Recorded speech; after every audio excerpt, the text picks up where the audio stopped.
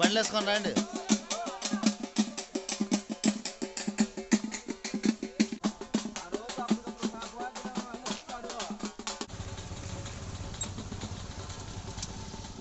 ఊర్లోకి వెళ్ళకుండా ఊరు బయట నుంచి వెళ్ళిపోవాలి. పొలిమేరలో నుంచి పులిమేర అన్నట్టు ఊరు బయట నుంచే వెళ్ళిపోతారు.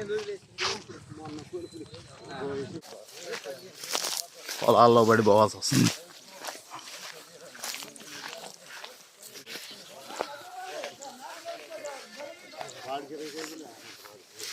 ఈ పోలేరమ్మ కొలుపులు 5 రోజుల్లో కనకదుర్గమ్మ వారిని 3 రోజులు కొలుస్తారు. ఫస్ట్ రోజు వచ్చేసేసి బలిస్తారు, రెండవ రోజు ఊరేగింపు చేస్తారు, మూడో రోజు అందరూ పాల పొంగళ్ళు వండుకొని ఊరు బయట పాల పొంగళ్ళు అమ్మవారి దగ్గర అందరు కలిసి భోజనాలు చేస్తారు.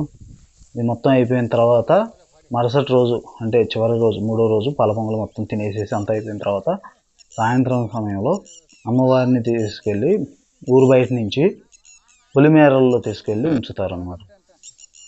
అది ఒక పద్ధతి.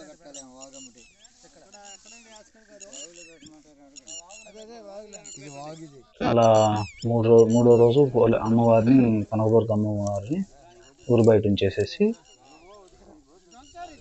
మరలా తిరిగి వెళ్ళిపోతాం. 4వ రోజు పోలేరమ్మని వాటర్ తోటి 101 బిందెలతోటి వాటర్ పసుపు నీళ్ళతోటి అభిషేకం చేసి అమ్మకి ప్రీతికరమైన సద్ది అంటే పెరుగు అన్నం నైవేద్యంగా పెడతాము. ఆ వీడియో మొత్తం లింక్ కార్డ్స్లో ఇస్తాను, పైన కార్డ్స్లో చెక్ చేయండి ఒకసారి. 5వ రోజు కొలుపులు చివరి రోజు. ఈ కొలుపుల్లో రాత్రి 11, 12 ఆ టైం నుంచి మళ్ళా ఊరేగింపు మొదలవుతుంది. పోలేరమ్మకి మొత్తం ఊరేగింపు అంతా అయిపోయిన తర్వాత మరుసటి రోజు ఉదయాన్నే పొంగళ్ళు పెట్టుకొని 4 ఆ టైం నుంచి పొంగళ్ళు అని మొత్తం పెట్టుకొని మళ్ళా అమ్మవారిని పూజించుకొని కోళ్ళు లేకపోతే పొటేళ్ళు మేకలు అలాంటివి బలిచ్చుకొని అమ్మవారికి అందరూ బంధువులను పిలుచుకొని ఊరు మొత్తం ఒక పండగలాగా బంధువులతోటి బాగా కొలుపులు చేసుకుంటారన్నమాట. ఈ కొలుపుల సారాంశం అదనమాట.